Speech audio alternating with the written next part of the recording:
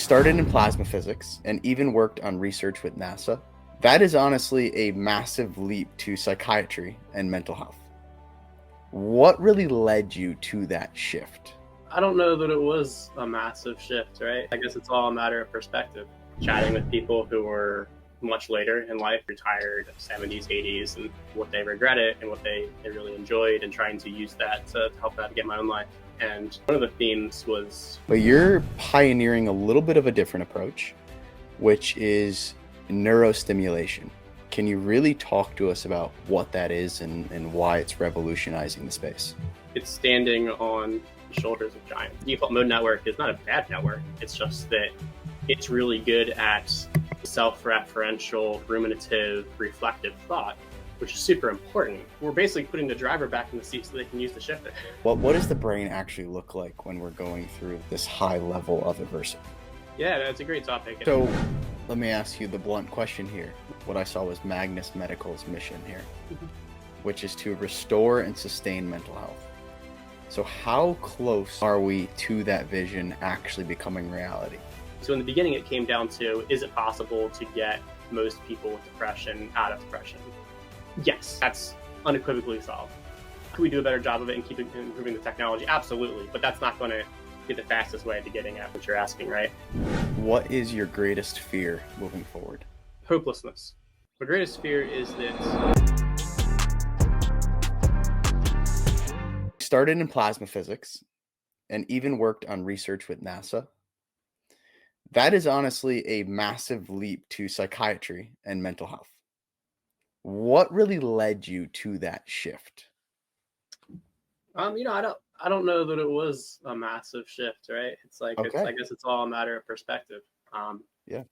I think most people are trying to find what's, meaningful to them and enjoyable, and kind of how to spend their time. And I think, like a lot of people, I was always drawn to complex, challenging problems, and also, really striving to have that sense that what I was doing was making the world a better place. And on the plasma physics side, it was really being drawn to the idea of having kind of democratized access to large amounts of energy and green energy through fusion. And I think that's a very powerful thing for the world, right? That's also a very complex, challenging problem. And the connection with the brain and mental health is really under that same umbrella. It's how do you take a very challenging problem that affects a lot of people and really contribute in a way to make the human experience broadly kind of better. To brief anybody, including myself, on what plasma physics actually is, you're talking about the application of energy. Can you give us a bit about what you were doing with NASA in that research? Yeah, absolutely. This is ages ago too for me, but it's still a fun thing to talk about. So, brief primer on plasmas. So a lot of people call plasma the fourth state of energy. So you have a solid where you have all the atoms, kind of bound together, and they're not really moving anywhere. And then you heat them up, and then they're in a liquid form. They're kind of sliding over each other.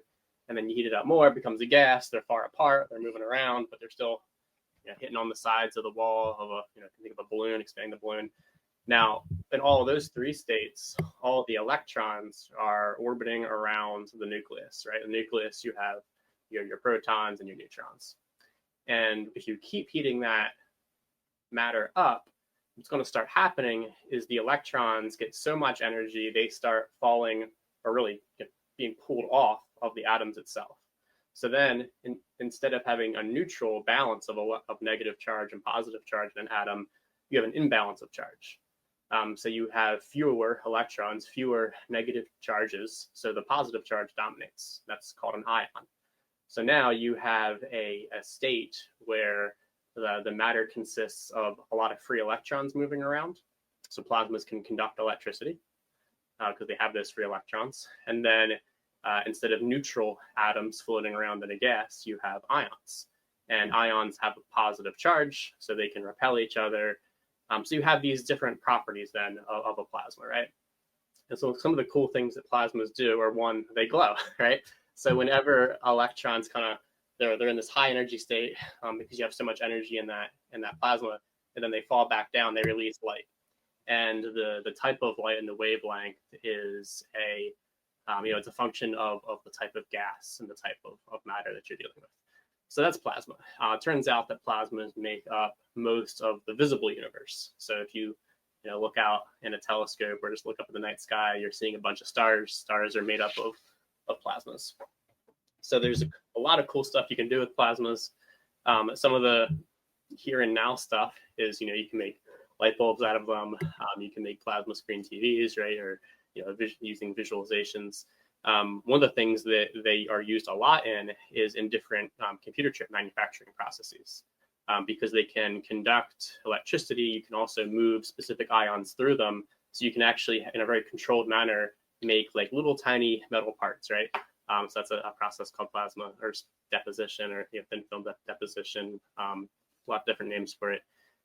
But one of the other reasons that plasmas are super cool is they interact with other forms of matter to form what they call complex matters. And that means you basically have regular solids floating around in here. Plus you have all these, ions and electrons. So you kind of have this soup of chaos of these different interacting electrical forces and physical forces.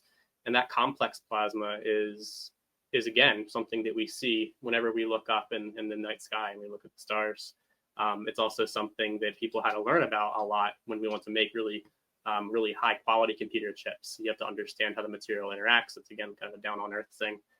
But for my interests, like a lot of people, we were interested in what happens if you keep heating that plasma up even more and more and more. Eventually, there's so much energy in the atoms that they start hitting each other and actually combining and fusing to make new elements, right? So in this case, it would be hydrogen fusing together to make helium.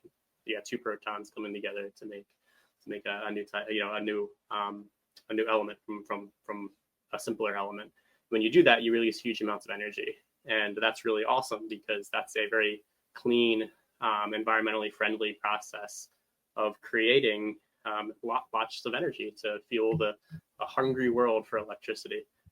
The other types of projects I was working on was more on that complex plasma side and trying to understand how those complex plasmas really worked, especially when you start changing variables like gravity. So we were doing experiments where we were flying our little plasma reactors up on they call it the vomit comet, which was really this aircraft that would fly these parabolic trajectories, and it would have a variable relative gravity in it. So you could look at how that affects the complex plasma. I could go on and on about some of that stuff, but I don't know how interesting it is or not. I guess you're passionate about it.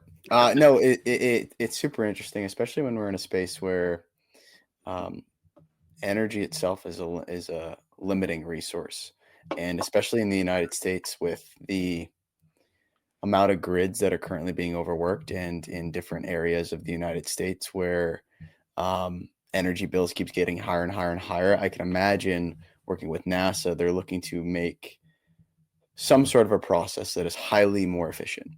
And it sounds like that is exactly what you guys were really doing, is creating an efficient process to create massive amounts of energy. Yeah, absolutely. And there's a lot of really strong physics groups and engineering groups that continue to work on that problem. And I'm very optimistic that they'll hopefully we'll see solutions hopefully in our generation or the next generation that could really help put the course of our energy demands on a much better path. So what about that time when you were doing research that made you say, like, was there a defining moment where you were like, okay, I want to take this knowledge, I want to take my background, and now I want to apply it to neuroscience. Like, this is the true path that I'm supposed to be on. Yeah, well, it wasn't, I think like a lot of things in our decisions, it wasn't kind of have a snap moment, right? When I was doing that type of stuff, I was still, very young. I think I was like my very early 20s. Like I was working, when I started working on that stuff, I think I was like 19, and I think I decided to go a different path when I was like 21. So it was just to put it in perspective. So it was a very, that's a time of life when we're thinking a lot about, what are the course of the future we want to be on, and kind of assessing, am I on the right course right now? And for me, that I did a lot of interviewing, not like formal, but just like chatting with people who were much later in life, like retired 70s, 80s, and really, this was like pre a time when there wasn't like, the infinite access we have to those types of online content now, right? Like you actually had to like, if you wanted to know what someone thought about their life when they're in their 80s, like you couldn't just pull up a bunch of YouTube videos on it, right? There was no YouTube, so we had to. I was just chatting people up and trying to understand the situation they were coming from, and kind of what they regretted and what they really enjoyed, and trying to use that to help navigate my own life. And there's a lot of things, a lot of in general themes in what people are saying. But one of the themes was try to, as hard as you can, like within the balance of what's accessible to you, try to create a career for yourself that you'd be willing to do for free. Like you need to make money, like it's no doubt, like survive. But if you can do that while doing something that you'd be actually willing to do for no money, then that's like how you find your passion, right? So a lot of people would say like versions of that. So I thought a lot about that. And then the other, like, it was really funny. One of the other very common regrets people had is not getting enough education, and that limiting their ability to really do that. So I was kind of infused with these two thoughts. One was like, I need to get as much education as possible. And then the other being that I needed to choose something I was willing to do for free. And at the time, for fun, I was volunteering in psychology labs and like going to journal clubs for money, just because it was fun. And I was like, wait a second, like, I don't think I've ever done anything in physics I get paid for.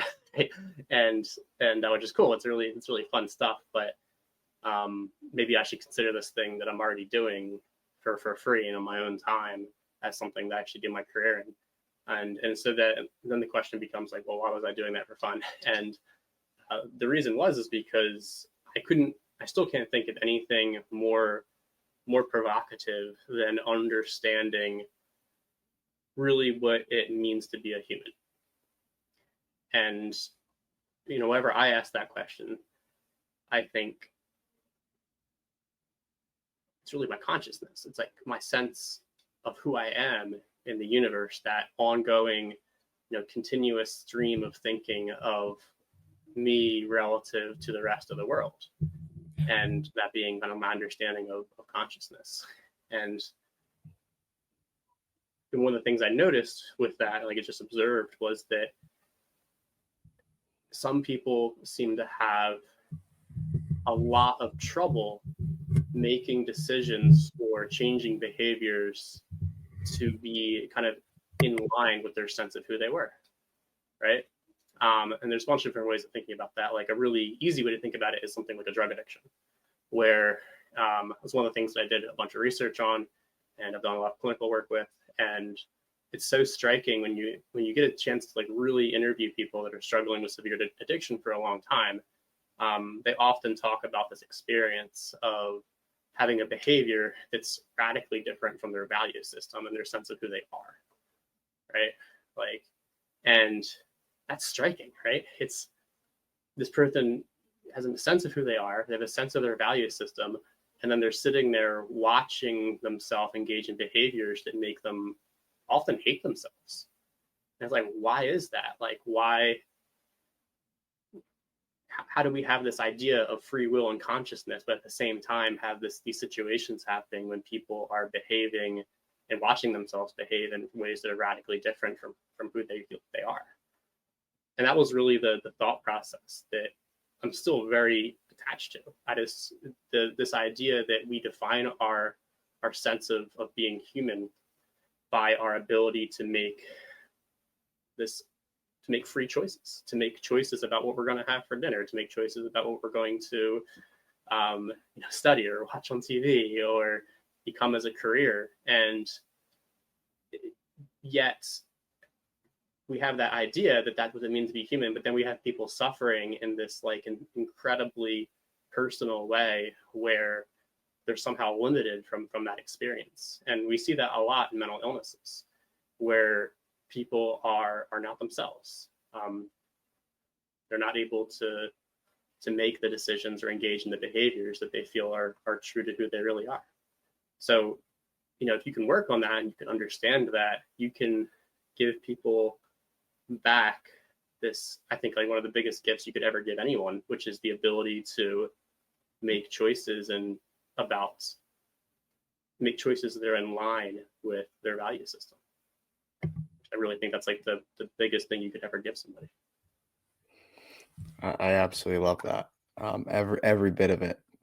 But I wanted to get into some of the mental health treatments that you are actually doing with some of your patients. So, yeah, so traditional psychiatry is kind of seen today in this reliance on medication and really therapy for a good bit of time. But you're pioneering a little bit of a different approach, which is neurostimulation. Can you really talk to us about what that is and why it's revolutionizing the space? Absolutely. And, it's standing on, the shoulders of giants like everything else. So I never want to come across as though I'm saying they're like, oh, they were doing it wrong and we're doing it right somehow, right? I just want to be really careful with that, because I think that the reason we're able to make the breakthroughs that we have is from the enormous amount of work that had already been done in neuroscience and within mental health research.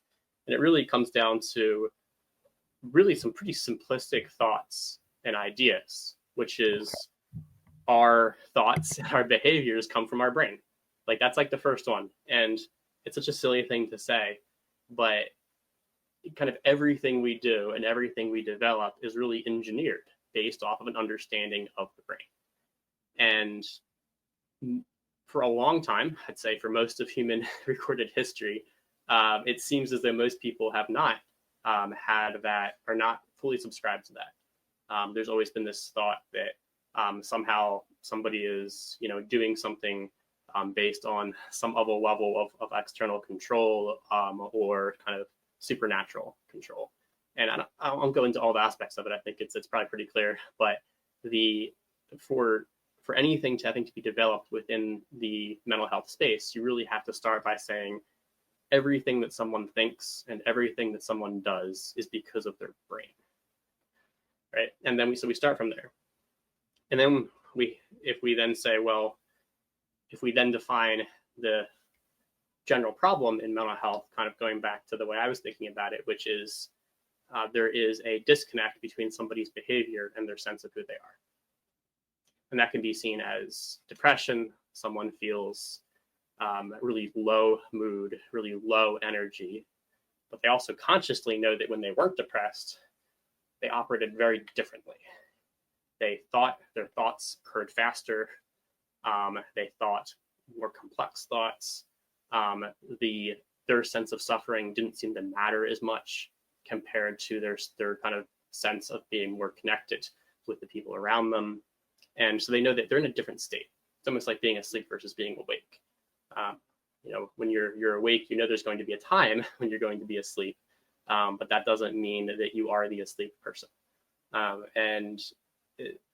So there's this second type idea that we start with the fact that our brain is the reason for our thoughts and behaviors, and then that system can then malfunction in that system, can result in the situation where someone's thoughts and behaviors are disconnected from their conscious self of who they are.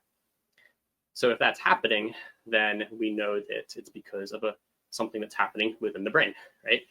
And if it's happening within a physical state, then it can be measured and it can be modified. So a long time ago, and continuously, there's still a huge amount of benefit to modifying that brain, understanding that brain, using much less sophisticated tools than we use, right? Because that was all available at the time. So a couple 100 years ago, when people are trying to understand this, the only way they could really assess the brain is by having conversations. And that's still like our best way to get to know somebody, right? You want to get to know somebody, spend some time with them, figure out what their behaviors are in different situations, talk to them about their thoughts, see how they react, right? That's how we get to know people. We're assessing their brain. And we know we can learn. we're having a conversation today, so maybe we learn something about each other, maybe about how there's this green screen problem with this particular system, but we were able to overcome it. So maybe we learn how to fix that in the future. But you remember, right? And if you have a memory, that means your brain's changed. Like there's actually physical changes in the underlying brain to remember that and to operate with that new information. So it actually makes a lot of sense that at the time and still, one of the easiest ways to assess a brain and then change the brain is simply through conversation. And we're still building on that idea, right? So then the next thought comes around, well, we know how to give people concentrated chemicals, drugs, right, that then affect the physiology of our whole body. And our brain is part of that physiology. So therefore, we can figure out how some of those chemicals change the physiology in ways that are helpful. So for antidepressants, like you probably know this, but it was like most things in mental health, it was accidentally discovered. So it was at a time when people were doing research on tuberculosis treatments, which is a bacterial infection in the lungs. And they were trying new drugs to see if they would treat the tuberculosis. And they said, it's not really doing a great job of treating tuberculosis. People getting this drug seem happier. And it's like, well, maybe we can use that to treat people who have low mood. And voila, we have antidepressants, which now have fewer side effects, and there's a whole lot more of them out there. But essentially, they still work the same way. They increase specific chemicals in the brain, like serotonin, norepinephrine, and dopamine, depending on the antidepressant, and that results in some people feeling happier and can be effective for treating the depression. So again, it's at a time when people can't take sophisticated images of the brain. They can't do anything but ask the person how they're feeling. And then they notice when they give them this chemical that they seem to feel better. So that becomes a treatment. Our breakthrough is kind of funny, right? Because that's like over half a century ago.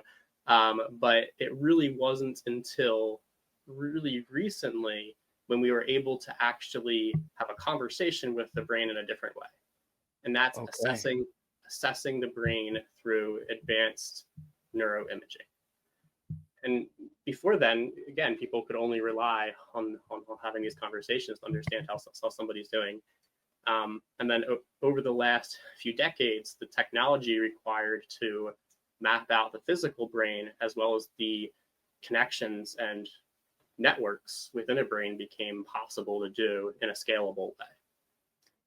And with that, riding again on a century of research, we began to understand that for different mental illnesses, we can see how they change the brain in different ways that we couldn't see before simply by having the conversation. And we start seeing that there's very useful ways of looking at those images. So I'm happy to jump into that part now, because that's really where I think our technology picks up, which is what we call a network understanding of the brain, or a circuit understanding of the brain. So our brain has many billions of cells called neurons, which connect to each other. And those connections, just like any type of network, like the internet, of a bunch of computers being connected together, we have a bunch of neurons being connected together. And those systems form networks, which are large-scale patterns of connections. So we're looking at that with a scan. We can actually see the different parts of the brain that are working together. And there's a bunch of these different networks. And it turns out that our brain utilizes different networks to do different things. Going throughout your day, whether you're doing some IT troubleshooting or enjoying a conversation or planning your vacation, having emotional discussion, going food shopping, like whatever it is you're doing, right? I see like on your thing here, maybe you like pickleball. So you're going to be doing like a very, like something that requires a lot of, advanced motor capabilities. Then your brain's going to be shifting between different networks that are better at those things. Maybe even, a lot of people will experience that too, where they're like, they feel very different depending on the type of thing they're doing, or the activity that they're doing. Then we noticed. I resonate with that. Not to cut you off, but it's spot on with me to at least resonate with our audience listening. On like, I have trouble right now, and something that I'm working through, shifting gears between playing like competitive pickleball and doing a podcast conversation with you, right, and anybody else who I have on, because the the emotional association, the human connection that's involved in us having this conversation versus the actual qualities that I want to pull out on the pickleball court, two different things. Like me pulling out my competitive stuff from the pickleball court and placing it into this interview is probably not the best case scenario. So that's something that you keyed in on that I wanted to at least vocalize is I consistently am trying to work on that right now, is like shifting that gear back and forth. Yeah, exactly. You can like almost physically feel it, right? Like, Absolutely. and, Absolutely feel it.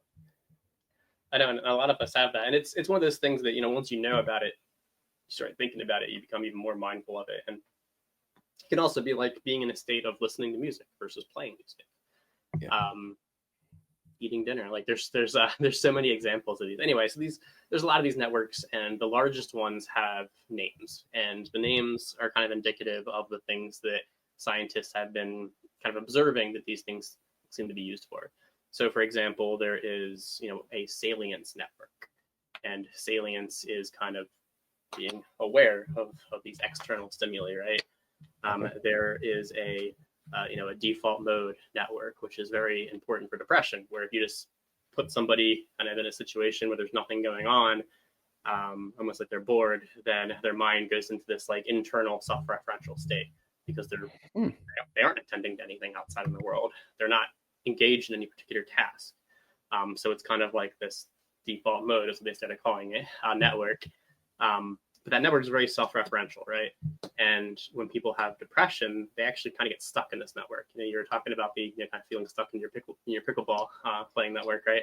Yeah. And when people have depression, they're stuck in this default mode network. And the default mode network is not a bad network. It's just that it's really good at self-referential, kind of ruminative, reflective thought, which is super important. Like you need that, but at the same time, if you're trying to then have a high-level conversation, or you're trying to play a sport or trying to do anything else, basically, that's not a good network for, the person's going to have trouble. And so why does that affect mood? Well, when they're stuck in it, you're not supposed to be stuck in this network. This network it tends to be negatively biased. So people end up kind of staying in this state for long enough where they end up in a thought process that if you've ever experienced really severe depression or know someone that has, you may be familiar with it. But it's sort of like, if I can put words to it, it would be something like, I'm suffering and the world is a bad place. Therefore, I'm a bad person and I'm a bad person. So the world is a bad place and I'm a burden on the world. So the world's bad. And then it kind of just keeps cycling in this endless sort of decaying loop where the person is kind of stuck in this state of suffering. And that's a really hard place to be, obviously. So one of the things to know about these networks is that because your brain does need to shift through them, it kind of has this mutual exclusivity kind of principle with them, where if one network's on, it's suppressing the activity of all the other networks. So our hypothesis was, well, if we can push the person's brain back into one of the other networks, then they won't be depressed anymore. That was as simple as it is. So we said, well, which one should we push them back into? And so one of the things that people struggle a lot with depression is this central executive network. They have a hard time making decisions. So again, if someone's ever experienced depression, or knows someone that has, you can tell they have a very hard time making decisions because they're trying to use a network that's very bad at making decisions to make decisions. And so again, that doesn't mean they're an indecisive person. This is one of the problems with mental health, right? Because all of a sudden people start subscribing like core qualities of that person to the illness state. It's like, of course they're bad at making decisions. Like they're stuck in a network that's not made for that. It's like having your car stuck in park. So you're like, oh, well, this car's slow. It's like, I'm not going to do it how fast the car is. It's like has a mechanical issue, right? Yeah, it's a really good reference. Yeah, I do.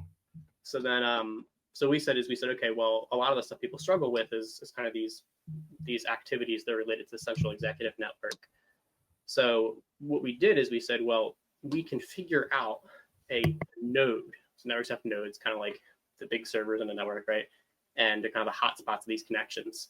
And we said, well, we're going to figure out a node within the central executive network that naturally is the node that's trying to suppress the default mode network activity. So this mutual exclusivity principle. So on an individual basis, we're mapping people's brains and we're saying, well, in this kind of general area, we find this node in a very specific spot for this person, and that node's very good at trying to suppress that network. So now let's send signals to that node, signals that are the exact same signals our own brains are using to make network changes when you're learning something. And we're sending signals that tell that node, make your connection stronger with what it's connected to. So it becomes better at suppressing that other network. So we send these signals, and then the person's experience is very rapidly within a few days to say, oh my gosh, I can think clearly again. Right? It's not like we're not actually stimulating like some center to make them feel better, right? We're just pushing them back into another neural network that is related to having perspective and decision-making capacity and the sense of agency. That core sense of agency that kind of started our conversation with was really trying to get people back to be able to be themselves. And that experience isn't one of elation. People become elated because of being given that back, but it's not a direct result of the stimulation. But the direct result of the stimulation is the ability to shift networks again. So I was just going to ask that. So it's not necessarily that you're changing your default mode, but you're allowing yourself to find, if we're making the car reference, you're going from park to drive, Yep. right? You're finding a more consistent way to stay in drive rather than staying in park. Yeah. Is that a better reference there? Yeah, we're basically putting the driver back in the seat so they can use the shifter, right? Yeah. Okay. That's and that's really the core part is like when it's like, how do you know a treatment's work? You know, a treatment's work when the person says, I feel like myself again. Yeah. And that's very different from some experience with other treatments that don't necessarily work in that way, where people will say, I'm not sad anymore, but I don't feel like myself at all. And it's like, well, it doesn't mean that doesn't help the person, but that's not the end result what we want for treatment. The end result is we want the person to feel like they have agency again, to have the sense that they're their self again, and that we didn't take away an aspect of them. We gave them back an aspect that they had lost. Is this what is referenced as SNT or Stanford Neuromodulation therapy? Right. So this is this type of we're talking about it in this kind of like philosophical / kind of high level neuroscience way, but that is exactly what that this kind of platform to enable this approach is what's called Stanford Accelerated Intelligent Neuromodulation Therapy. Okay. So you're also introducing a piece of artificial intelligence into this. Yes. In some ways, it's not a. Finish your question, and I can be as hopefully as razor precise as I can. Yeah, I just think it's very unique on how. The reason that I wanted to ask that and integrate that is because I think that there could be a misconception when it's specifically when it comes to the mental health sector on how AI can actually be used and leveraged. But the way that I was reading about it going through your discovery is in a very unique and beneficial way. So I actually wanted to chime in on how you guys are doing that. Yeah, so we're not using I'm happy to talk about the future of the field and speculation, but yeah, to be clear, for our use in Saint, from an AI person's perspective, it would be like very primitive. Yeah. So there are many thousands of different tools that we use to take structural and functional MRI images, and at the end of the day, figure out which spot to stimulate. And that whole process is extremely complex, but there's no black box to it. Like, I can tell you every single step of that and how that step works. Are there individual tools in our ability to enable people to do this kind of easier, where we utilize more deep learning approaches, really classical deep learning approaches? Yeah, of course. But that's really just, I would say, a sophisticated or a more modern way to leverage lots of computational power and artificial neural networks to be able to more rapidly come to solution. It's like it's something that just, it's utility, right? When you're It's a tool. trying to, yeah, it's a tool, which is very different from, I think, where this field will eventually go once there's enough data to power it. Which is, if you're into talking about the AI stuff, right? So I think, it was really Google, I believe, that came up with the first kind of modern generative AI transformers. See, other companies like OpenAI and others have made those very successful and hugely popular, right? But for more of an approach like that, which we do not have now, we would need to basically train very massive models with data from millions of people's brains, and then with a lot of other associated data to help that system understand how the brain works in general, to be able to make new insights into how to modify these networks. Because the way we're doing it right now is very classical engineering, to be honest.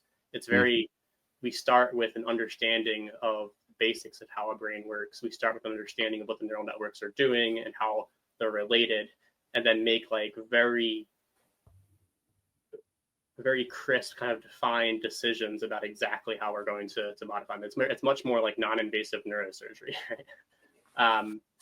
But the systems do technically have a few pieces that they use, kind of some deep learning approaches, but from my perspective, they're not like super exciting or anything. Yeah, just tools in the tool belt to help you be more efficient and gain more knowledge and deep learning, as you mentioned.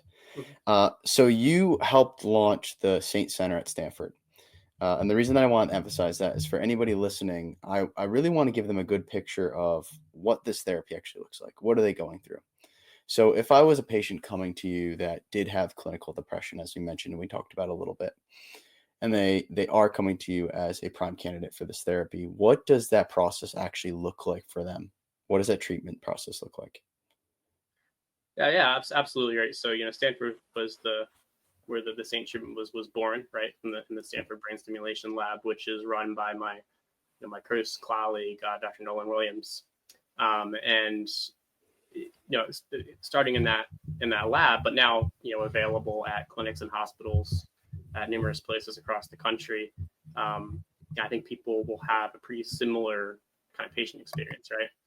And so if someone is being treated with Saint, that means that some physician thought at some point, they're psychiatrists usually, that they could benefit from that type of treatment. So they will get referred to a location, whether it's Stanford or one of the other hospitals or clinics that provides this, to get an evaluation. And that specialist doctor will then say, well, okay, I think you should get this, if they think that. And then the person will be sent for an MRI scan. The type of MRI scan that's done utilizes what's called a 3 Tesla MRI scanner. So MRIs use very strong magnetic fields and radio frequency transmitters, non-ionizing radiation, to image the structure and function of somebody's body. In this case, we're using it specifically for brain. So they would be put into an MRI machine, which they're laying down on their back. The table kind of moves in. And for people who haven't gotten an MRI machine before, the experience is you have something called a head coil that's placed over your head. There's lots of padding in there. There's special mirrors so you can see out, so you don't feel like you're stuck in the tube. And then you hear the MRI machine. You have earplugs in, but you can still hear it because they're quite loud. It kind of sounds like somebody's banging with a hammer. It's the best way I can say what they actually sound like.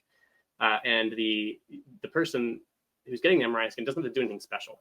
We tell people, don't fall asleep. You're not allowed to fall asleep, or it makes it really hard to see brain networks. But otherwise, stay awake and just let your mind do whatever it does.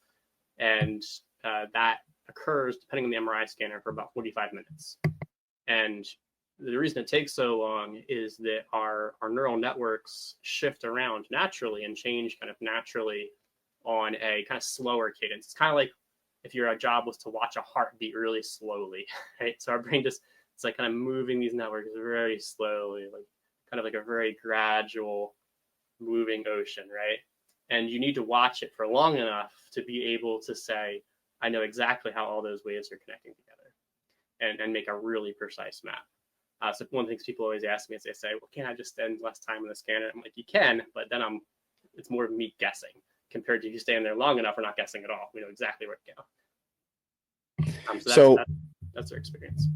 the thing that I want to chime in on in there is like what, and you're getting at it, what are you actually seeing on the brain scan or the MRI? Like what are you, when you're looking at that, like what are you looking for? What are you trying to depict in that actual image? So in the actual, there's multiple sets of images that come in from the person's perspective in the scanner. Unless they're an aficionado, they probably can't tell the difference of what's happening when. It just sounds like different types of banging and beeping. But within the actual scan itself, Fun. I know it's funny. I've had so many done on myself that like the hardest thing for me is staying awake, like despite how loud this thing is. You just get so used to it, you get comfortable in it. Yeah. But it's a good thing to keep people awake because we get better images that way. But what's actually happening is one, we're getting physical information about like a physical 3-dimensional picture. You can think of it as like a 3D scan, but it actually goes through the entire brain. So we know down to less than a millimeter resolution where each part of the brain tissue is. So we have a physical representation of that person's physical brain. The other type of information that we're getting from it is technically we're actually measuring the metabolism, or really the change in blood oxygen content in all those little tiny parts of that physical brain. So our brain is one of the unique things about human evolution is at some point our brains started using up massive energy compared to the rest of our bodies, which is very unique for a human. There's lots of mammals like whales and and other mammals that have elephants are another example that have brains that are way bigger than ours. But our brain only weighs about 3 pounds, but it's quite big for the size of our bodies. More importantly, it uses over a quarter of our energy supply. So a 3-pound piece of tissue is using far more energy than your muscles or any other part of your body, and it's incredibly energy demanding. So locally, within certain spots of the brain, when one spot of the brain is more active than another, it's pulling more oxygen out of the blood because the energy is sugar, glucose, and oxygen. I mean, essentially, it's burning, in its own controlled way, sugar. So it's pulling glucose out, it's pulling oxygen out, it's burning it. It makes energy from that, and then it keeps pulling it out. So when one part of the brain is more active, it's pulling more of that oxygen out. So we can actually with the MRI machine measure those tiny changes in oxygen bound to hemoglobin, which has iron in it, which is one of these ferromagnetic metals that's affected by magnetic fields. So essentially, we can see the activity in that little part of the brain. And if you're looking at activity in a million little parts of the brain all at once, then you can look at how that information is actually flowing between different brain areas. It's almost like another way of thinking of it is like, imagine if your job was to map all the roads in a city, but you couldn't see the roads. You could only see the information from the people's phone that were driving around, right? Ultimately, if you followed enough cars, you'd know where all the roads are, and you'd know which direction the traffic is. Does something like depression versus anxiety versus, let's say, like bipolar disorder, do those things all map differently in the brain? They all have unique changes to neural networks, but there's also converging points, right? So, for example, in bipolar disorder, people with bipolar disorder also experience depressive episodes. So when they're in depressive episode, the neurocircuitry can look very similar to someone experiencing a depressive episode because of another condition, like unipolar depression. Okay. I was super interested in how, like, if I was literally laying out different brains on a map, how they would actually look, like if I had them on a wall, how they would look differently in comparison to each other. So it's pretty cool. Did you have, so like personally, your first couple patients, or when you're going through testing this actual therapy, is there and you don't have to mention them, but did you have like 1 or 2 people that really stuck out to you that made you say like, okay, we're on to something pretty revolutionary here, and now I know this is something that I need to continue doing and keep going with? Yeah, absolutely. Keeping the details to a level where hopefully no one listens and will feel singled out in any way. So kind of making it very generalized. I'll give some of the examples. So the first 6 patients that were sent over to Nolan to get treated were from, they were sent over from, I think all of them came from Dr. Alan Schatzberg, who was the head of the Depression Research Center at Stanford, his previous chair, previous president of APA, and an expert in treating depression. And he sent over some patients who had not experienced a successful treatment, despite trying electroconvulsive therapy where a seizure is actually generated, drugs like ketamine, dozen antidepressant medications, different types of talk therapies for years and decades, and they were disabled from depression. So some of the most severe cases imaginable. And typically, if a depression treatment works, it takes weeks to months to work. It's very kind of subtle changes each day. So in that trial, 5 of the 6 people met the criteria for being remitted from depression in 5 days or less. And that was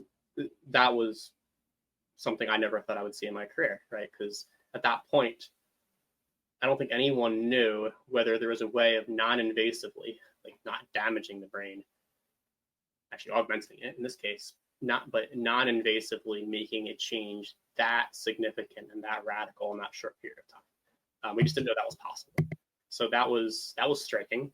And then I had the pleasure of speaking to a few people on that journey and hearing their perspective on life shift so dramatically in just a few days.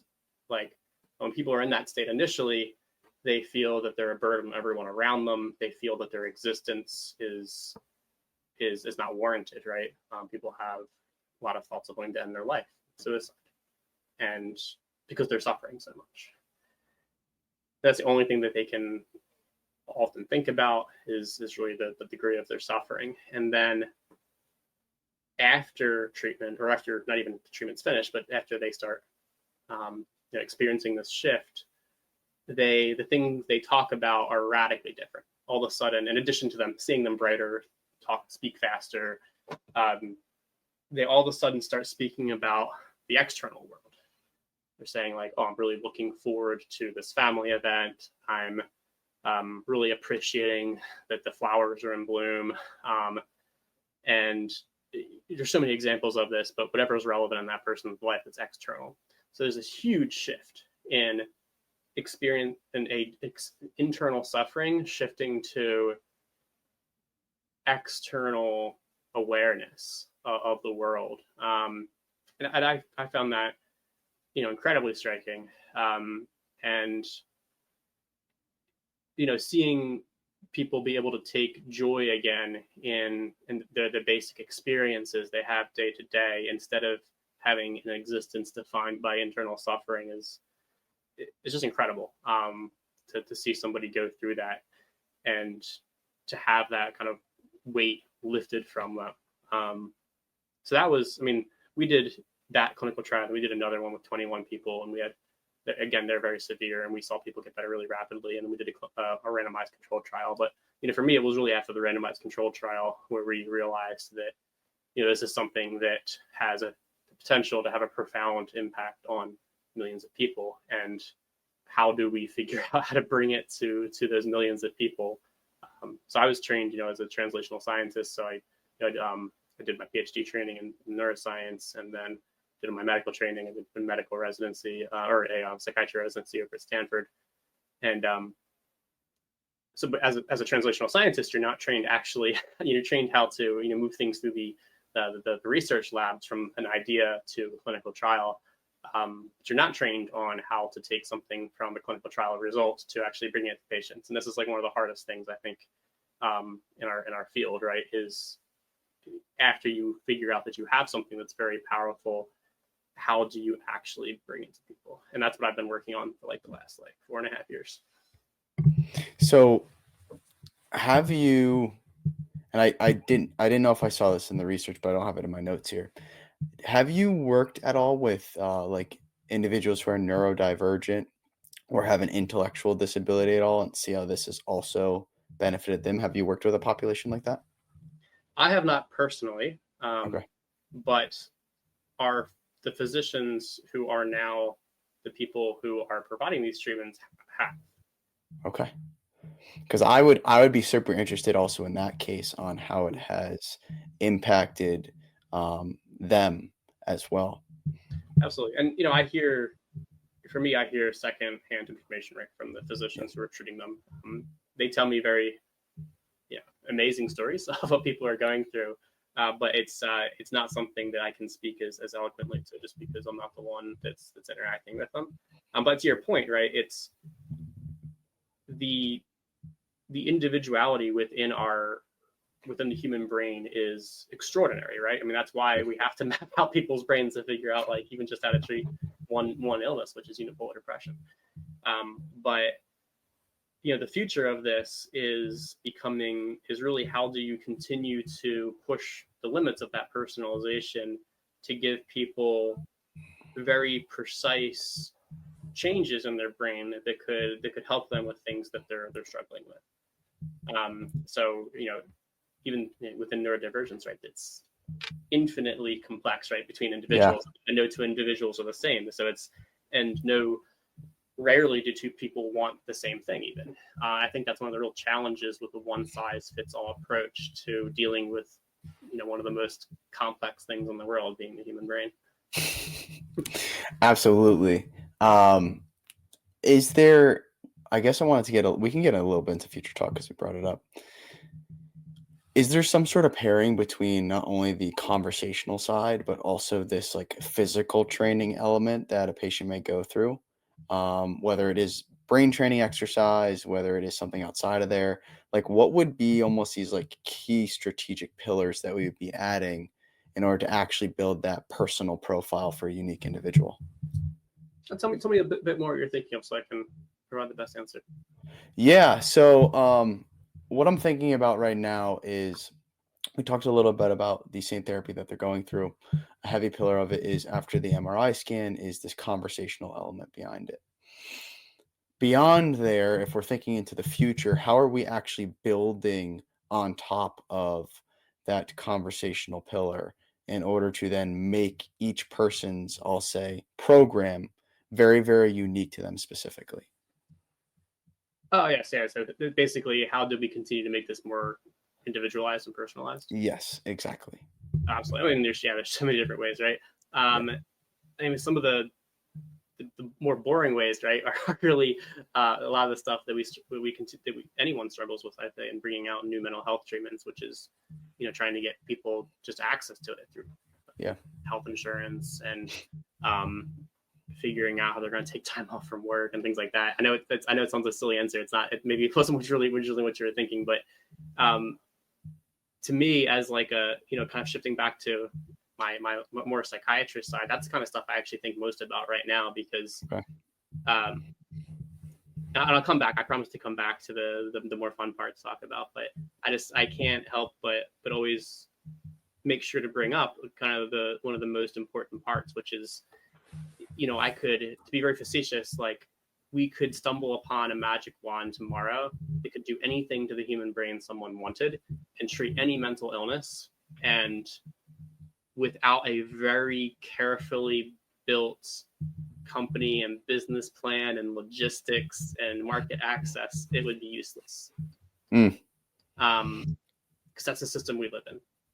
And bringing things, especially things that are complicated and not like trivially cheap, to a large number of people, it requires coordinated effort among like all of society almost, right?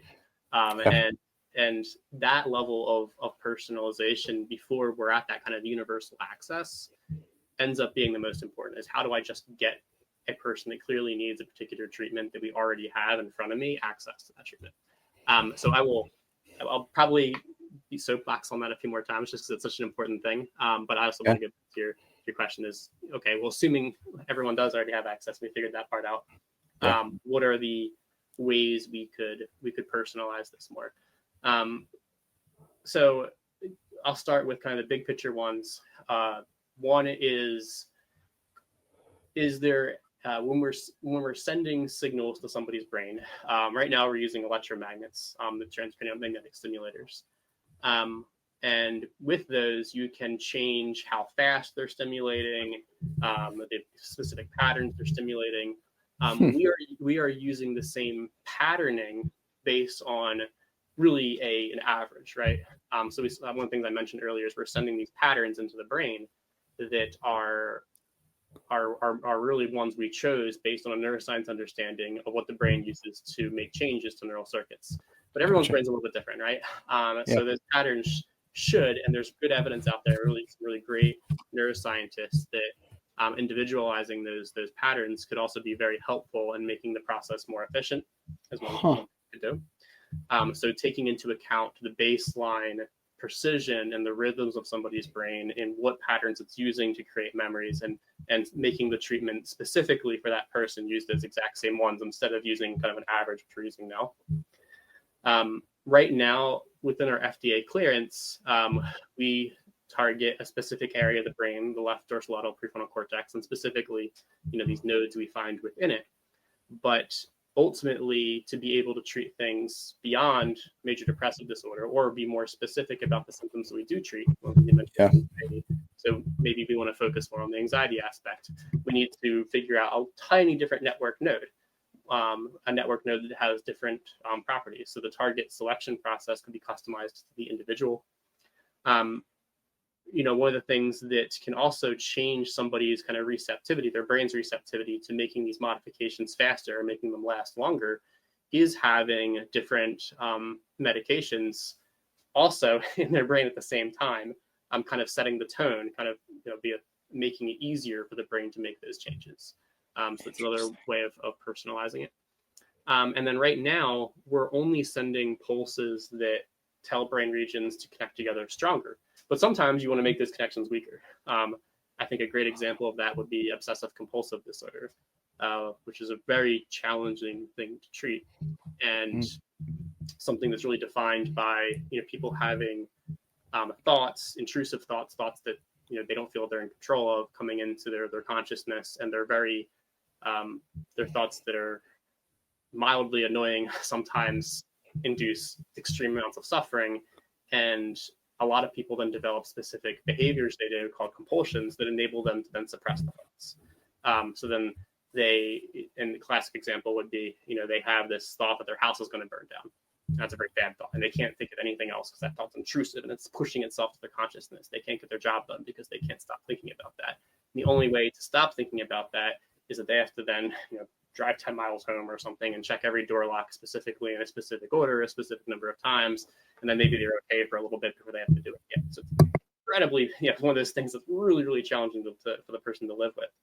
But there's some really awesome research that's been going on in that field, where they find that in actually weakening specific connections, they can make it much easier for the person to not even have that intrusive thought, or to not have to engage in that behavior around it. So sometimes we want to send very radically different types of signals. Again, it would be customized to what the person's dealing with and the specific neural connections. And then there's like it's science fiction today, but there's no physical reason why it's not possible. But one of the end results of this type of technology could be that people that are healthy actually using it to augment, different processes to perform better in various aspects of life. That's not something we focus on, but it's something that people ask me a lot about. They say, "Oh, is it possible?" Like, well, of course it's possible, because the system's nothing more than a system that can map people's brains in high resolution and then make decisions about how to change things. So there's no reason that couldn't be possible, but it's not something that we've been focusing on.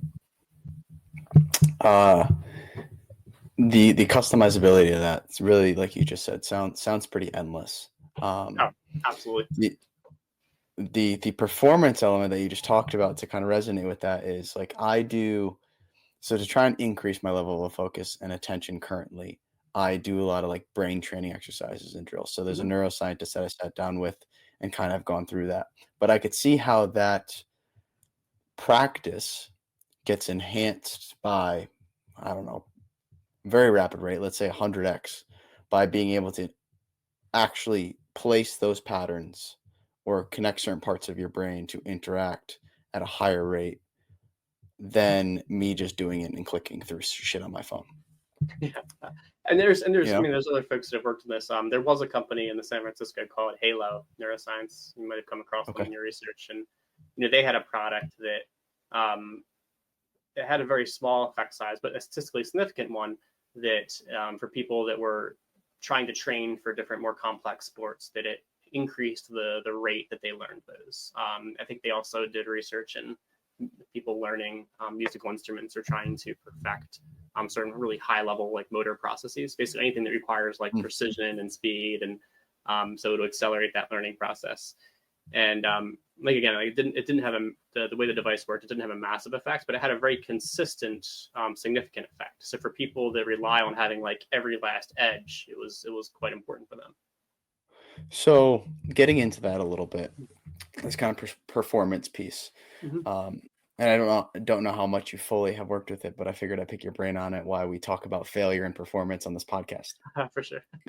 So as a whole, what does really neuroscience tell us about mental toughness, resilience, this ability to move through adversity? Like what does the brain actually look like when we're going through this high level of adversity? Yeah, that's a great topic, and it's certainly not my areas of expertise, but I can tell you the general things I do know about it. And so like you said, when people experience huge amounts of stress and adversity, there are many things that happen to the brain, and some of those things are quite useful, but they're kind of double-edged swords. So I'll give you an example. When people are under huge amounts of stress or experiencing traumatic events, there's actually different, we call them steroids, not like get ripped steroids, but kind of corticosteroids.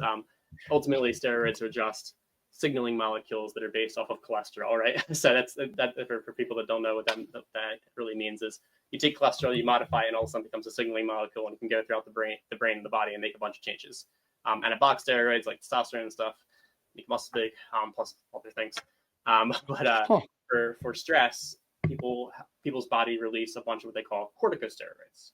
If you get like cortisone cream from the drugstore to like relieve itching, right? That's corticosteroid, and your body releases a bunch of that. Your brain can release a bunch of that, and there's a bunch of corticosteroid receptors in your brain. So when someone's super stressed, their body's releasing a bunch of these corticosteroids, which in the short term is great because one of the things corticosteroids do is they make sugar, that glucose, readily available to your muscles and your brain, so you can think fast. You can, you have all the energy in your muscles, and so it's the fight or flight, kind of part of the fight or flight response. One of the other things it does is it has a lot of inhibitory effects on memory formation, which you're like, why would you do that? Well, you don't really want to have a super vivid memory of super bad things happening, right? So contrary to popular belief, people are not always really good at remembering what happens in these different situations, right? Because their brains actually has very useful processes to help forget that.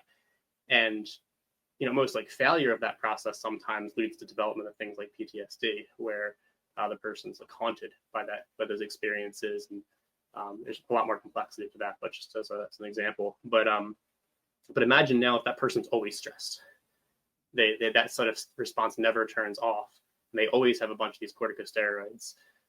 Well, you get a bunch of sugar being released into your body, so the person can actually develop metabolic syndrome, right? So they can have really bad metabolic changes happen over time. Short term, very helpful for fight or flight. Long term, causes our body to undergo changes that are not helpful. And then in the brain, we can actually see regions of the brain, like the hippocampus, which is necessary for memory formation. We actually see it shrink.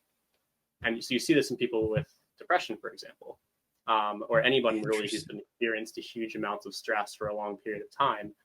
This area of the brain that's necessary to form memories is always responding to these corticosteroids, and it's becoming, it's literally physically shrinking because it's being inhibited. And that's also that system then becomes kind of dysregulated. So it makes it easier for the person to experience stress, to have a lower threshold for having the stress response. So it ends up being this really problematic cycle for them. So that'd be like one example, right? And so you could then with the reason I give you all that information is then you can say, well, what would resilience potentially look like? Well, one way of thinking about resilience, if you're, could be that maybe some people would then have a different long-term reaction to that, where they would go through the same stressors, but they wouldn't have as profound effects from those systems on their brain. So again, kind of showing the complexity of physiology, it may be that the original system that's supposed to actually help them in an immediate situation, if it's not working well, then they get the benefit of being more resilient for long-term stressors. So it's kind of something that helps us can often hurt us in another way, or hurt us in one way and help us in another way. And that's kind of the luck of the draw that we all have in having different life experiences, different genetics, different exposures. So someone listening is probably like, how the hell can I actually improve my mental resilience? And usually when I personally think of that, I just think of like this ability to like endure discomfort and frustration, honestly. Just like consistently learn and know that you're going to be frustrated through that process. So if someone's trying to like really enhance their mental resilience today, like where could they start? Honestly, I want to, if someone's thinking about this, if they're in a state of like suffering and trauma and stuff, I do want to be sensitive to saying like, they might need more intense help than anything I'm about to say. And a lot of people are out there kind of at that extreme. Like, and I never want people to like listen to one recommendation and think that somehow they should be able to apply it to themselves, because everyone's situation is super complex. And I never want to come off as saying that like, I think it's going to be easy. But some of the stuff that I can say is research supported. In really helping people be more resilient to, let's say, developing depression when going through different stressors, is actually setting the overall health. So for example, like we know that people that exercise on a regular basis, depending on the study you look at, it's like up to like a maximal benefit of like 50 minutes a day or something, are much less likely to develop depression, or to have depressive episodes if they already do have depression. Similarly, and because how does that work, right? Well, cardiovascular exercise includes, improves our cardiovascular system, or like I said earlier, our brain loves blood and all the oxygen and glucose that it can deliver.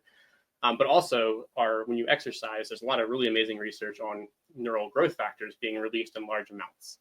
So whenever you do anaerobic exercise, people's brains are literally having growth factors released to augment the architecture of their brain. So that's by far one of the best things I could always recommend, is simple cardiovascular exercise on a regular basis.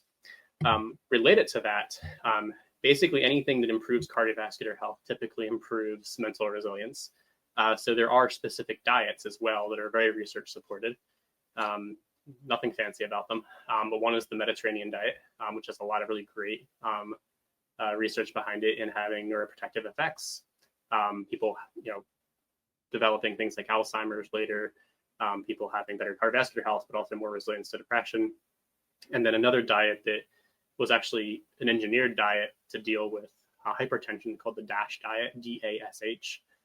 Tons of information out there. It was originally developed to help people lower blood pressure, but it turns out that it's also very, very great cardiovascular health, and also helps protect people from developing depression, depressive episodes. So it's very basic, right? It's a very basic answer, but it's one of those things I think a lot of us forget, is because our brain is essentially this highly metabolically extremely active organ in our body that relies on an extremely well functioning cardiovascular system. Doing things like exercise and basic diet that is associated with cardioprotective effects is also some of the most helpful things we can do for mental resilience as well. That just like from a foundational standpoint, it just sounds like the fuel that you're putting in your car. Like, what are you making it go, right?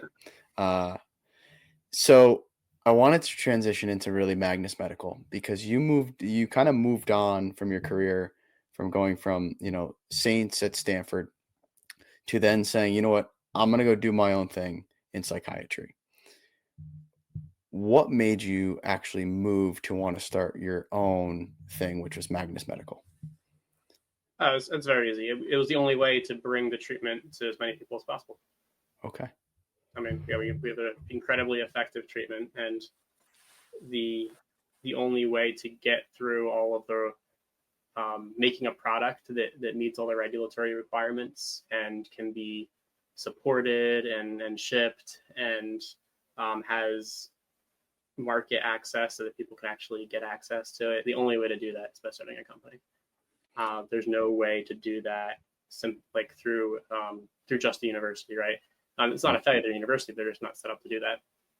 So, the other way of doing it, of course, would be to license technology to an existing company.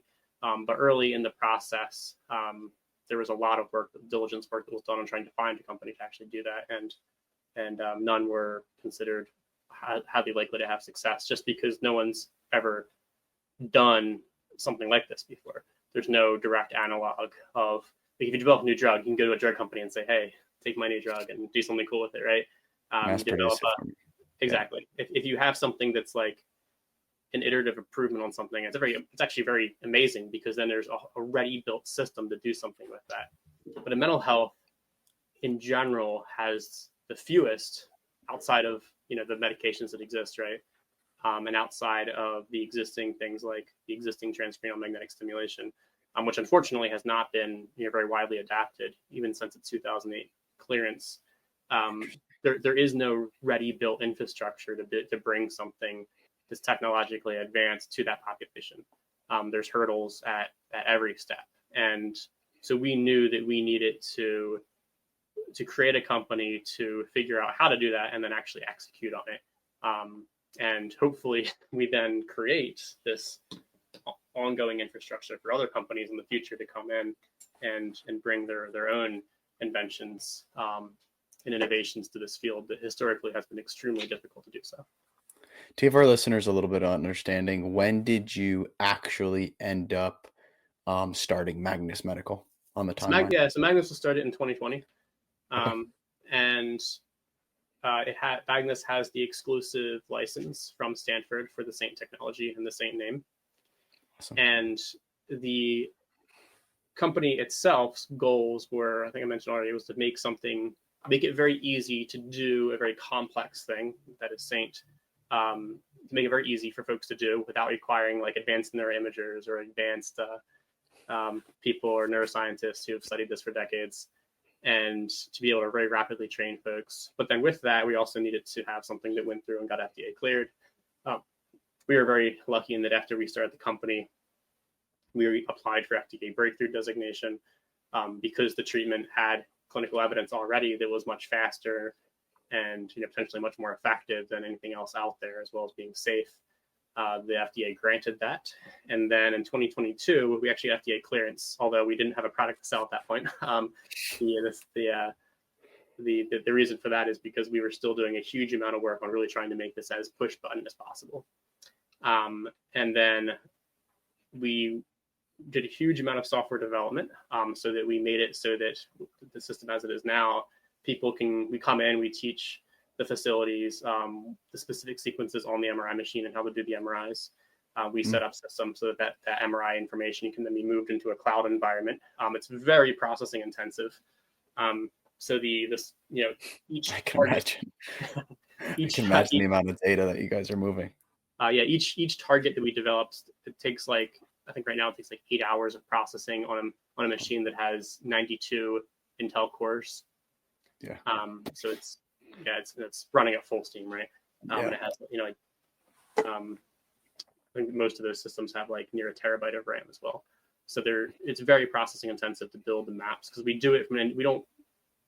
One of the tricks that some people do to brain mapping is what they do is they take I think of this shirt here. I'm gonna use this. Yeah. Right. They take our one size fits all map and they wrap it and they say, okay, that's the map, right? So it's literally we just move the shape around until it fits on the brain, and then that's the map. And that's very easy to do from a processing standpoint, but it's not at all based on the person's like individual brain function. So we actually use an approach we use is the first thing every brain goes through in processing is we say, data in this person's brain, tell us what your functional units are. So like we're literally looking for like how the activity clusters together, what shape those units are every time for the first time. So we treat every brain as we should, right? It's the first time we're seeing that brain. We want to understand, we want to have it tell us where its functional units are, how they're connected together. And only then, once we let the data, the person's brain, tell us how it's working, do we then start going in and saying, well, this will be a good spot to stimulate. But to do that is very processing intensive, but it should be. And in my opinion, we should be looking at every brain as though it is and making as few assumptions about it as possible. So that's all automated now.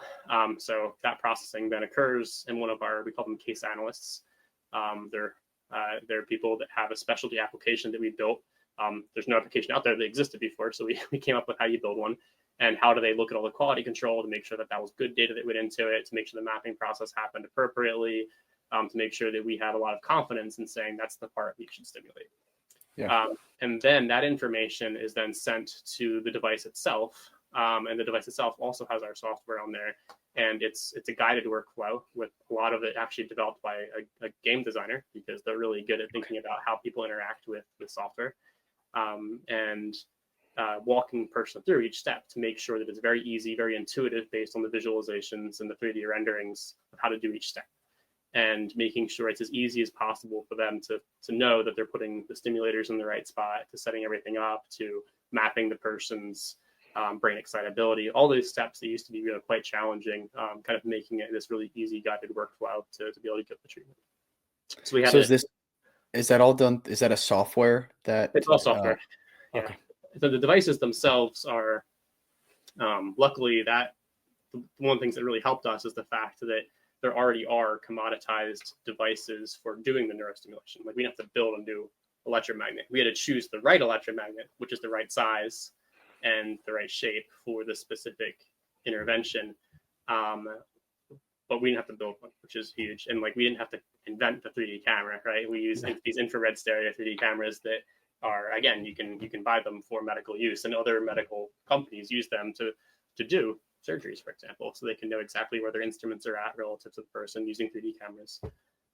We didn't have to invent the MRI machine, right? We had to come up with really the right sequences we wanted to use on it. So there's a lot of programming, but it's all, for us, it's all software, and then making sure that people have access to all the right hardware pieces with the software on it so that it becomes push button. So let me ask you this from an entrepreneurship lens. Mm-hmm.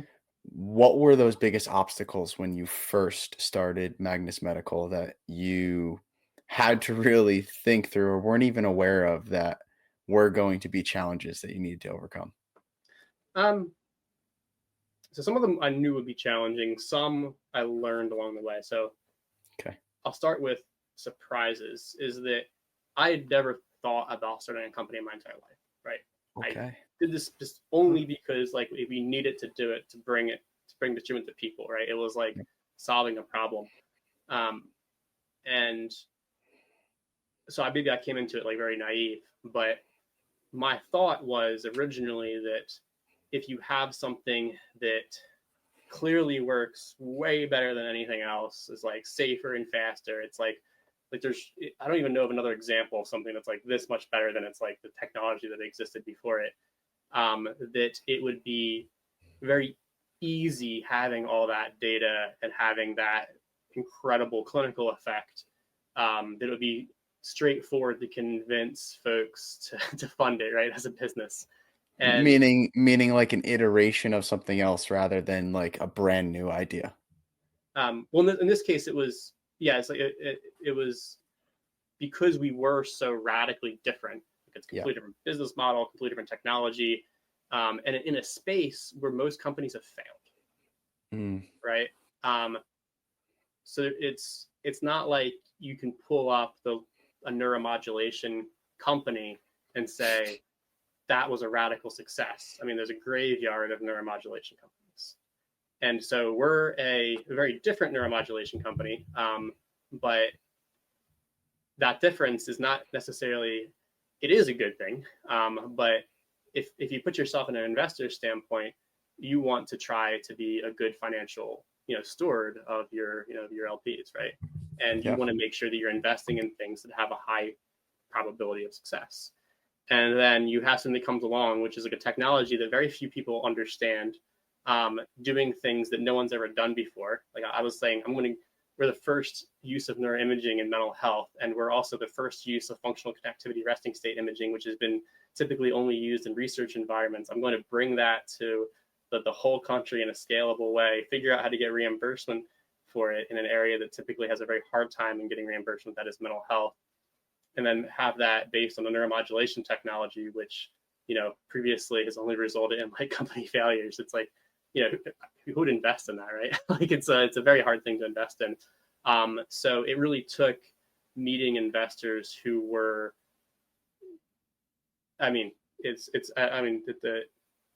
there's an element of being, of course, kind of, audaciousness or bravery to it, right? And saying like, I want to be part of something that is radically new and different. But it also takes people that like really understand the technology enough that they can make that guess, right? So our original investors, and they're still very close with the company now, they're neuroscientists and neurosurgeons, right? They're people that have thought very deeply their entire lives, and they're people that have been drawn to the brain, right? And that's not accidental, right? Like, of course, they were the ones that we could have this conversation with, and then they would understand the potential. But it really took that. And like I said, going into it naively, originally I was like, oh, well, we have this thing that's incredibly effective. And the other aspect to it too is within medical and building medical device companies. I mean, they take huge amounts of capital and they move very slowly, right? And typically there's better things to invest in, like basically anything outside of medical device, which is like, you invest a whole lot less money and it moves very fast, right? So if you're trying to like actually make, multiply your money within a particular amount of time. So again, you have to connect with, not even just the investors, but the people putting their money within the trust of those investors also have to be people that, want their money to be used in those sectors. They have to often be extremely mission driven, right? They have to specifically want to make an impact on those fields. So you can see how this very rapidly becomes a very small group of people, right? So it's not just about having like a massively good product, right? You can actually have something that is, challenging to get out there for all these like, nuanced reasons that become very important. I could see how challenging it could honestly be with like so much of the industry being very pharmaceutical driven, or I'll say, hey, take this pill, it'll solve your problems. As you mentioned, you guys plan on leveraging certain medications to make this therapy actually more effective or easier into the future. However, has it been challenging to actually get more and more people to try your therapy style when there is such a push to use pharmaceutical solutions? I think the way I would frame it is there is a known effect of, so physicians go to medical school. Obviously, after medical school, they do on-the-job training, which is their residency. That's where they specialize in different fields. And the current field of psychiatry is, of course, dominated by medications and talk therapies, which means that for most people, when they go through residency, that's the only thing they're going to be exposed to. And as a physician, like your job is to keep people safe, right? And then only do things that or you have a really high probability you think are going to be helpful.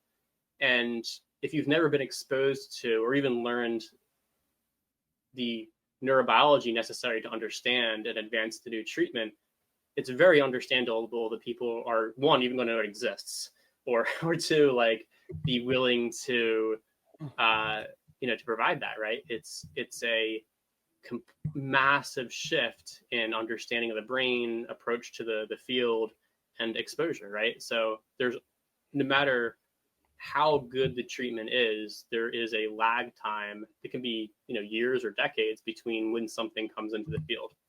And I think the part that compounds that, though, that we really want to change is, one of the reasons I knew like we had to make a specifically like for-profit successful company is that historically neuromodulation companies have not been, and because of that, they haven't been able to bring widespread awareness to these treatments, despite that they work way better than what else is out there. And I'll give you an example. I mean, in 2024, there were 2 well-done randomized controlled trials that showed that after someone doesn't do well with 2 antidepressant medications, they have a much higher likelihood of doing well if they have conventional transcranial magnetic stimulation than another medication.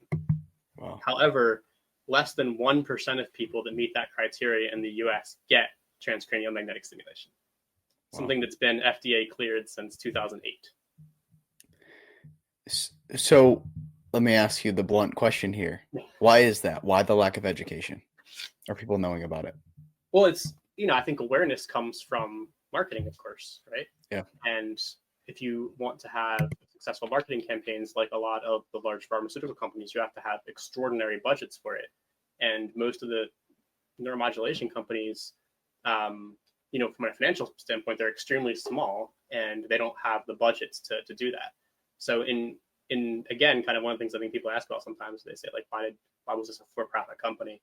That's like, well, it had to be, like, because the only way in our current system to be able to get the investments and ultimately pull in the resources to drive awareness so that people, like physicians and patients, are aware of what the best treatment actually is for them, is to have these resources to bring it to their awareness, right? And without it, it's not just an uphill battle; it's a non-existent battle. So I think this kind of pairs well with what I saw was Magnus Medical's mission here, which is to restore and sustain mental health. So how close are we to that vision actually becoming reality? When you say becoming reality, what are you thinking? So I think the reference to me would be, I would say, mental health not being a systemic issue that it has become today. Now, from a data-driven standpoint, if you want to quantify it, let's say it's 50% less than the current population that we have, to give reference. How close are we to somewhere around there? Yeah, I like the way you're defining it, as one first said, because one of the things I always think about in like my own career and what we're doing as not this company, as like a group of advocates coming together, is right now depression's always listed as one of the leading causes of disability worldwide, and when it's consistently not anymore, we'll know that we were successful. So that's kind of the way I think about it as well. At the moment, so in the beginning, it came down to, is it possible to get most people with depression out of depression? Yes, like that's unequivocally solved. Could we do a better job of it and keep improving the technology? Absolutely, but that's not going to be the fastest way to getting at what you're asking, right? Then it becomes, can we get people access to that? And that's really where we're at now. So we've had some, I think, incredible successes in partnership with Medicare, actually. So we, very early on in the company's history, just as a physician, I know that the market access is the biggest problem that people run into.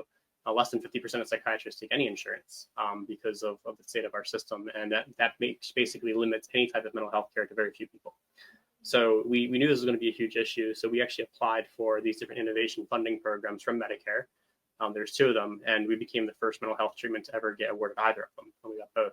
And because of that, people with fee-for-service Medicare can now get access to this treatment.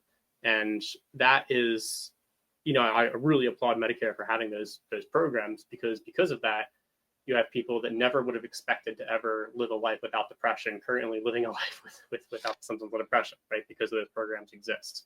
And it helped us bring our technology to people who weren't just cash pay. Because typically, especially with the new technology, the only people that would get access to it are people that can afford it.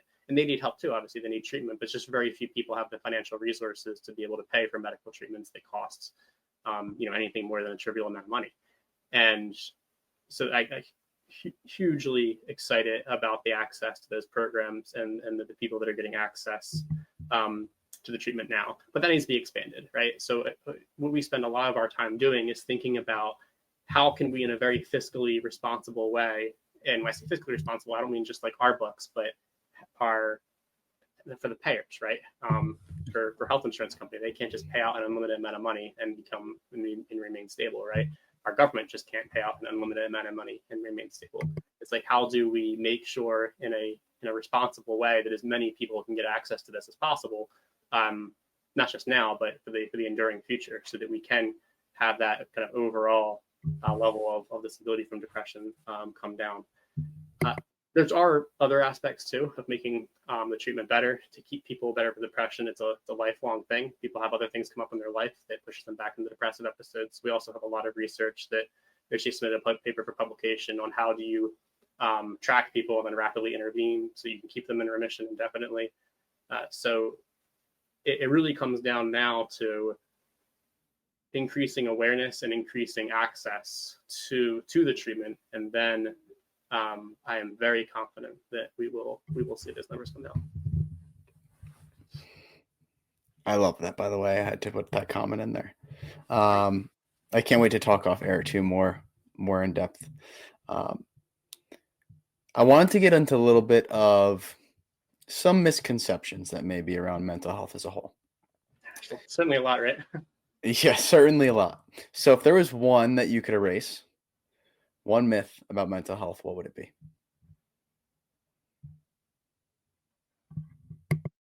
I don't know if myth is the right word for it, but it's a specific situation, and I want to speak to it. It's especially when I was doing more clinical work and working in the emergency room setting, I would meet a lot of people who were either attempted a suicide or were having thoughts they were going to severe enough that they came to the emergency room, right? They're one of the darkest hours of their life.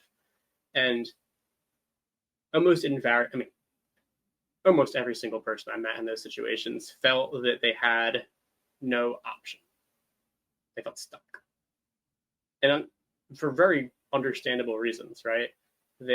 Most of them had interacted with the mental health system and experienced a couple of different medications that didn't work for them or gave them side effects that were intolerable, or had an incredibly hard time accessing any type of care because of the market access issues. And things got worse, right? And oftentimes when they did come to the hospital, if they'd been there before, they realized that even going into the hospital in mental health, you don't get access to any new treatments. It's the same treatments you would have gotten it's not like coming with a heart attack where all of a sudden you need to go to the cath lab, get your heart fixed, right? You come in with a stroke, you get the clot buster, you get like the machine that pulls the clot out, get fixed, come in with a broken leg, we got to repair for that. It's like you come in with suicidality and you're like, I'm sorry, I'll sit you here in this hallway for a few days, or I'll put you into a locked institution that is going to give you access to the exact same treatments that haven't worked yet. And that's it's not because the people in that system don't care. It's like they all care deeply. It's like a hard system to work in. Like everyone in that system cares deeply and is working as hard as they can to help people, but they're working with tools that are ineffective, right? And with an awareness that there's nothing else out there. And I can't tell you how many times I've been in that situation where the only thing I do is I'm like, well, actually there are things you can be treated with that you haven't even been told about yet. And I'm going to give you referrals to all those things. And then I've met a lot of those patients later and they're like, saved my life. I didn't do anything as a doctor besides tell them that they actually weren't out of options. And that caused them to continue advocating for themselves to get different treatments or, using the referral systems. But, the point being is that within mental health, because there is such an incredible lack of awareness, if you have the feeling or someone tells you that you don't have any other options, that's almost certainly not true, based on my experience. And that's, maybe that is a myth, right? Is that there's limited options, where there really are a lot. And, I would encourage people, to even reach out to us directly. I mean, people, we can usually help people find someone who can treat them. So someone in my personal life also has gone through this issue of just being kind of told that they were out of options. Like, this is all that you can do. And she really went on a very deep hunt on YouTube, in Google, to really find other options that were available because it's just the determination that she had. However, anybody that's listening to this that is also in that space of feeling stuck, what is the best way that they could actually find other options that are possibly available to them? And it's not easy. The first, but the most important step is realizing that there are. But you mentioned your friend; they really advocated for themselves and pushed really hard. That's really hard to do for a lot of people when they're feeling depressed, right? So I want to be clear about that. Is I understand that even if something would seem hard to do when someone's not depressed, when they are depressed, it seems absolutely unfathomably impossible. But the first important part is saying, well, no, that there actually is something that can be done. I don't know what everyone's experiencing, so it's hard. I can't say like you should try one treatment or another. I can say that if it is depression, then or even things like obsessive compulsive disorder, where we have FDA clearance for, then really demanding a referral to something like transcranial magnetic stimulation is the highest probability and thing that most people would have access to through their regular health insurance. There are other treatments that are sometimes necessary to use, like electroconvulsive therapy for depression. Very few people do get that because it has a lot of side effects. But I have seen a lot of patients go through it. And even with all the side effects, they're in such a better mental space afterward. They're happy they did that. But then there's also the question of, well, if I want to get the Saint treatment, how do I get access to it? And I can say I'm fighting very hard every day to make it easier to get access to it. But if people want to learn more, they can just there's like a contact us section on our webpage, and if people are asking clinical questions, they'll be routed to one of the folks who can help refer them to one of the locations. For people that have fee-for-service Medicare, they can get this at a number of locations with their insurance paying for it. But for for regular commercial insurance, most of them don't have policies yet that cover this. But for certain people, if they're working with a doctor who knows their history well, they can sometimes make arguments that it is the right treatment to get. And I see physicians do that on the regular, so it is worth trying. And then there's clinical trials that are ongoing for the treatments as well. Kind of I'll say wrapping up a little bit for our audience, but I want to give plenty of actionable, not that they don't have plenty of actionable things, but on a foundational level, you brought up a couple foundational things that people can do, including diet. Mm-hmm. And really, when you think about it foundationally, you have diet, you have sleep, and exercise, as you mentioned, that have a heavy impact on our mental health. Can you give us a better understanding on the intensity of that impact and how that really impacts the way that our brain operates? From a purely statistical standpoint, the effect of exercise is about the same as the effect of antidepressant medication. Okay. Similarly, diet by itself is about as effective. So there's a way, if people are interested in effect size comparisons, there is a specific statistic called Cohen's d, which is a measure of basically effect size. And a very small one might be 0.3, which is what an antidepressant is.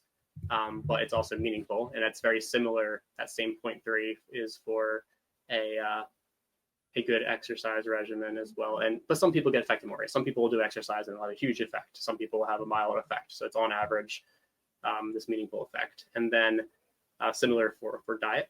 So they can kind of expect this kind of additive effect the more of these things they can add on to.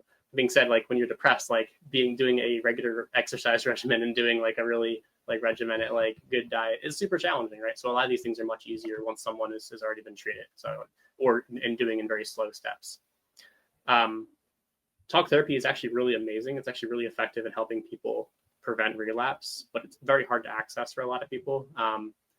There are, depending on where someone's at, one of the things to look into if they're having trouble finding somebody are the local psychology schools, because a lot of them will have trainees who have special clinics that are much cheaper or free.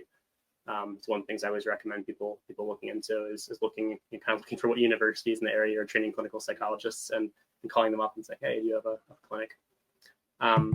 It's very, I want to recognize that a lot of these things are really hard to access. And then, or just to give a perspective for conventional TMS, the effect size is about 0.5. So that's more than that 0.3 to give people a feel for how effective these things are. And for the Saint treatment, it's about 1.8. I know you just like dropped that casually, but that is an extreme effectiveness in comparison. Yeah, typically a large effect size is considered 0.8. So when you're up at the above 1 levels, it's close to 2. It's pretty huge. Yeah, I mean, what are you're roughly doubling it, right? Well, for the large effect size, it's like 4 times or more effective than conventional if you're just looking at Cohen's D. Wow. I just had to take that in for a second. If you probably saw that myself, hearing that data. The added element to this on diet, and you could feel free to chime in. I don't know how much you've actually dove into this, but when I think of like different diets, I also think of like inflammation, and a lot of people drop the general term gut health now, but obviously very more complex than that.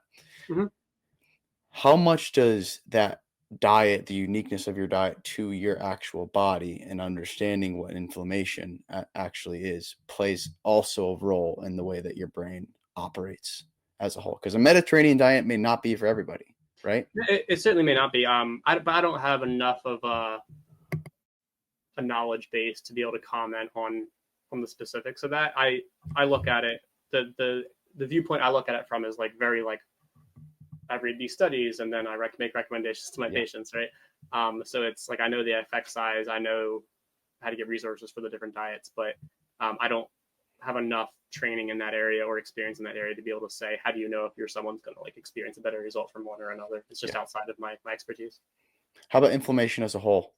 Like that discomfort that you may feel in your stomach eating certain foods, that play a impact? Yeah, so there is mounting evidence for the role of inflammation and neuroinflammation in a lot of things. But going back to the basics, like things that cause inflammation are associated with worse cardiovascular problems. So kind of remembering that the link between cardiovascular performance and mental health performance. If something's causing problems cardiovascularly, it's also going to be causing trouble for someone's mental health. So there is evidence that more neuroinflammation is associated with mental health outcomes, but even more so, it's associated with things like more rapid and earlier development of things like Alzheimer's and other neurodegenerative diseases. So yes, in general, like in these diets that I mentioned, again, not talking about the individual specifics of it, but at a population level are associated with lower measures of inflammation. So is it a specific diet tailored to do that? No, it just so happens that people realize that people eating those diets had much better cardiovascular outcomes. And then other people started studying them and saying, hey, look, their inflammation levels are much lower too. Oh, and look, people that have lower inflammation levels have, they have less of the dimensions and neurodegeneration at these ages. And oh, look, they also have less depression. So that's kind of how it actually happened. Interesting. All right, coming to a close for us here. We have some closing questions, but one of them is going to start with the future of neuroscience as a whole. And this is a fun one. So if you could fast forward 10 years, what would you hope is different in mental health treatment? People would have widespread awareness and access to effective treatments. I love that. If there's anything that I've definitely gathered from this conversation with you, it is really the access that people have to what is out there that needs to be different. Absolutely. And then we have 2 questions that every guest answers on this podcast. Okay. The first one is, what is one failure you had that you're thankful for today?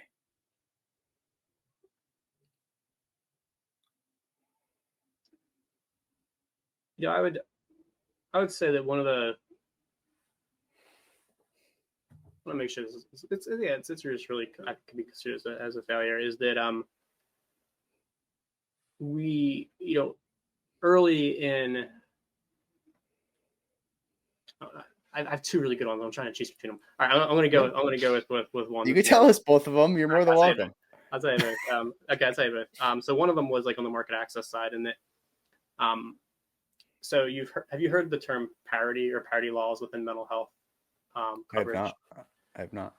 So parity basically means equality, right? So it's like, so back to, I think this stuff actually predates the Affordable Care Act, but the Affordable Care Act was like the first thing that happened that said, hey, like health insurers, you really need to have parity with mental health payments versus the rest of the healthcare. And the reason that's important is that it used to be common within health plans to say, like, I cover everything but mental health. I just don't cover mental health. Or paying like dramatically less for it. And so that's not cool. But then the flip side of it is, well, imagine if you're in the driver's seat for that health insurance company, and then your job is to then say, well, now I have to be at parity. And it's like, what does that mean? Like, how do I actually measure how much I'm paying relative to other things, relative to like, actually, when you start speaking to the nitty gritty of it, it's really hard to understand. It's really easy to say when there's total lack of parity, but it's really hard to say that you're actually 100% reaching parity. So it's actually very challenging. But the ethos of it is important, which is that we should pay for mental health treatments and think about them like we're doing other things. So I'd known about that, but I'm not like a health economist expert or anything, but these are things I had to work with to figure out in Magnus how to get people access. And I got to work with some great consultants and some absolutely amazing employees who were really dedicated to figuring these things out, but no one had really figured them out before. Because with it, like I said, it's very new to have companies coming into mental health and working on these things. And because of that, one of the programs we applied for was to get early innovation payment for when people are in the hospital, in a mental health hospital. And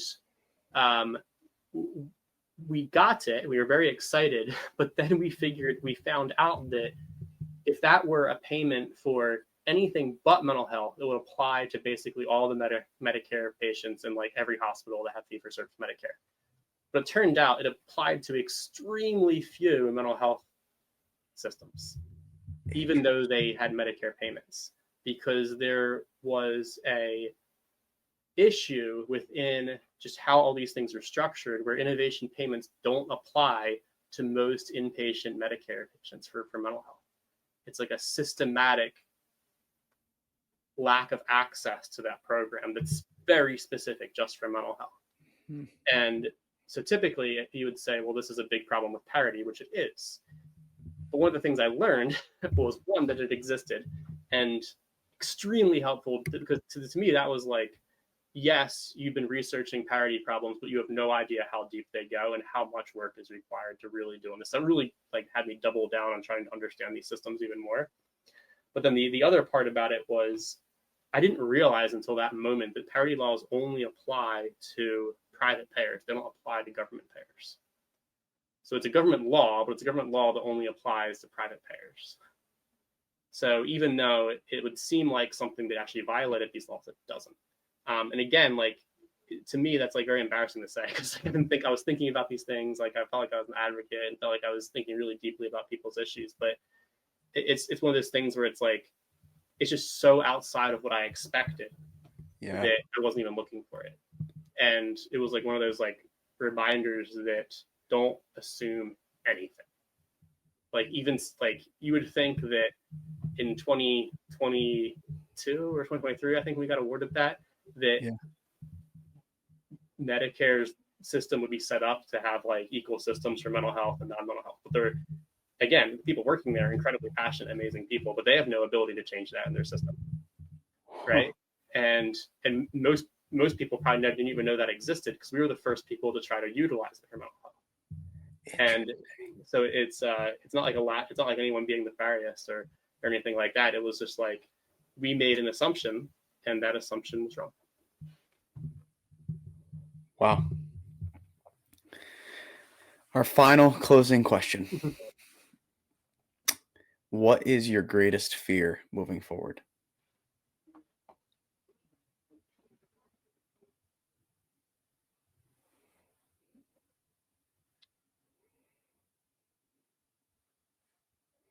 Hopelessness. Okay. My greatest fear is that